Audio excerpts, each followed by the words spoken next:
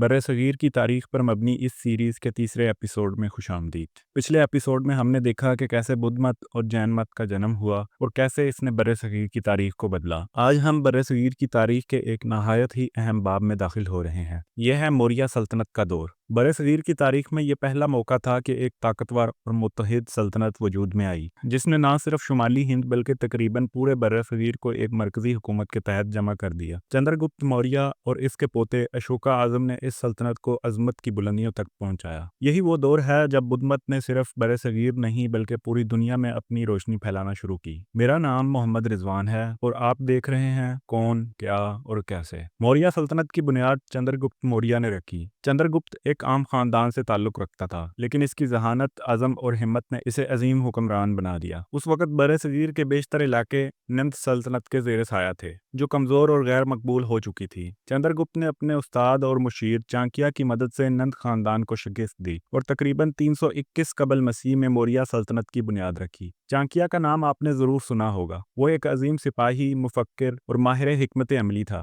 اس نے ارتھ شاستر نامی کتاب لکھی، جسے آج بھی سیاست اور ریاستی نظم و نسق کے لیے اہم سمجھا جاتا ہے۔ چندر گپت نے چانکیہ کی رہنمائی میں ایسا مضبوط نظام قائم کیا کہ آنے والے حکمران کو ایک مستحکم بنیاد مل گئی۔ چندر گپت نے پہلے شمالی ہند پر قبضہ کیا، پھر آہستہ آہستہ اس کی سلطنت مشرق میں بنگال تک اور مغرب میں افغانستان تک پھیل گئی۔ خاص بات یہ ہے کہ اسکندر اعظم کے حملے کے بعد جو یونانی گورنر پنجاب اور سندھ کے علاقوں پر قابض تھے، چندر گپت نے ان کو بھی شکست دی اور ان علاقوں کو اپنی سلطنت میں شامل کیا۔ اس طرح پہلی بار ایک متحدہ برصغیر کی بنیاد رکھی گئی۔ یہ سلطنت اتنی بڑی تھی کہ اس میں آج کا پاکستان، بھارت، بنگلہ دیش، نیپال اور افغانستان کے بڑے حصے شامل تھے۔ اس وقت کے لیے یہ ایک حیرت انگیز کامیابی تھی۔ موریہ سلطنت کا نظام حکومت انتہائی منظم تھا۔ شاہی دربار میں مختلف وزیر اور مشیر موجود تھے، جو ریاست کے الگ الگ شعبوں کو دیکھتے تھے۔ زرعی پیداوار پر ٹیکس لیا جاتا تھا اور سلطنت کی معیشت زیادہ تر زراعت پر ہی انحصار کرتی تھی۔ بڑے بڑے شاہی گودام بنائے گئے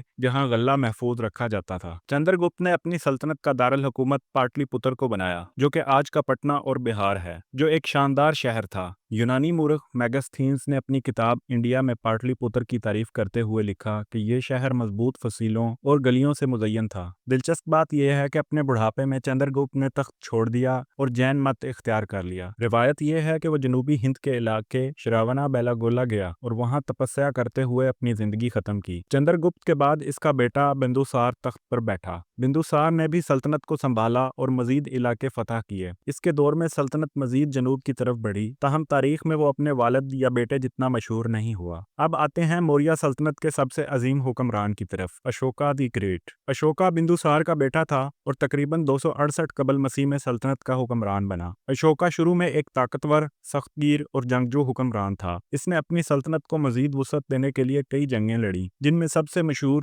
کلنگ کی جنگ ہے۔ کلنگ آج کا اوڈیشہ ایک طاقتور ریاست تھی۔ اشوکا نے اسے فتح کرنے کے لیے خون ریز جنگ لڑی۔ اس جنگ میں 1 لاکھ سے زیادہ لوگ مارے گئے اور ہزاروں قیدی بنا دیے گئے۔ کہا جاتا ہے کہ میدان جنگ میں لاشوں اور تباہی کو دیکھ کر اشوکا کا دل بدل گیا۔ وہ سخت گیر جنگجو حکمران سے ایک پرامن اور رحم دل بادشاہ بن گیا۔ اس نے ہتھیار چھوڑ کر بدھ مت کو اپنا لیا اور عدم تشدد، محبت اور خدمت انسانیت کے اصول اپنانے لگا۔ یہی وہ لمحہ تھا جب بدھ مت برصغیر سے نکل کر دنیا میں پھیلنے لگا۔ اشوکا نے اپنے دور میں رعایا کی بھلائی کے لیے بے شمار اقدامات کیے۔ ہر جگہ سڑکیں، کنویں اور آرام گاہیں بنوائیں، غریبوں اور جانوروں کے لیے ہسپتال قائم کیے، رعایا سے نرمی اور انصاف کا برتاؤ کیا۔ اشوکا کے فرامین پتھروں اور ستونوں پر کندہ کرائے گئے، جن میں اخلاق، اصول اور بدھ مت کی تعلیمات درج تھیں۔ آج بھی یہ ستون بھارت اور پاکستان کے کئی مقامات پر پائے جاتے ہیں۔ اشوکا نے بدھ مت کی تبلیغ کو سرکاری سرپرستی دی۔ اس نے اپنے بیٹے مہندار اور بیٹی سنگمتا کو سری لنکا بھیجا، جہاں سے بدھ مت نے جنوب مشرقی ایشیا تک جڑیں پکڑ لیں۔ اس کے علاوہ اشوکا نے افغانستان، وسط ایشیا اور حتیٰ کہ مصر اور یونان تک اپنے مشنری بھیجے۔ یوں بدھ مت ایک مقامی مذہب سے نکل کر ایک عالمی مذہب بن گیا، جس کا سہرا زیادہ تر اشوکا کو جاتا ہے۔ اشوکا کے بعد موریہ سلطنت آہستہ آہستہ کمزور ہونا شروع ہو گئی، لیکن लेकिन अशोका का विरसा आज भी जिंदा है। भारत के कौमी परचम पर बना अशोका चक्र इसी दौर की इलामत है। मौर्य सल्तनत बरसगीर की पहली अजीम और मुत्तहिद सल्तनत थी। चंद्रगुप्त ने इसकी बुनियाद रखी, बिंदुसार ने इसे संभाला और अशोका ने इसे इखलाकी और रूहानी बुलंदी अता की। मौर्य सल्तनत के बाद दौर आता है गुप्ता सल्तनत का। गुप्ता सल्तनत की बुनियाद तकरीबन 320 ईस्वी में चंद्रगुप्त अव्वल ने रखी। ये वो चंद्रगुप्त नहीं थे जो मौर्य सल्तनत के बानी थे, बल्कि यह एक अलग शख्सियत थे जिन्होंने गुप्ता खानदान को मजबूत किया। चंद्रगुप्त अव्वल ने छोटे छोटे इलाकों को मिलाकर एक बड़ी सल्तनत की बुनियाद रखी और अपनी ताकत को मुस्तहकम किया। और इनके बाद समरगुप्त आया, जिसे हिंदुस्तान का नेपोलियन भी कहा जाता है। इसने फौजी फतूहात से सल्तनत को वसअत दी और गुप्ता खानदान को बरे-सगीर की सबसे ताकतवर सल्तनत बना दिया। लेकिन असल सुनहरी दौर शुरू होता है चंद्रगुप्त दोयम यानी विक्रमादित्य के दौर से। ये वो हुक्मरान थे जिनके जमाने में इल्मो अदब, फलसफा, फन तामीर और रियाजी ने बेमिसाल तरक्की की। इनके दरबार में 9 रतन यानी 9 जवाहिर के नाम से मशहूर उलमा और दानिशवर मौजूद थे। इनमें सबसे मशहूर शायर और ड्रामा निगार कालिदास थे। गुप्ता सल्तनत में तालीम और इल्म के मराकज़ को खुसूसी अहमियत दी गई। नालंदा यूनिवर्सिटी और ताकतशिला जैसे इदारे इनके ज़माने में ऑक्सफोर्ड और कैम्ब्रिज थे।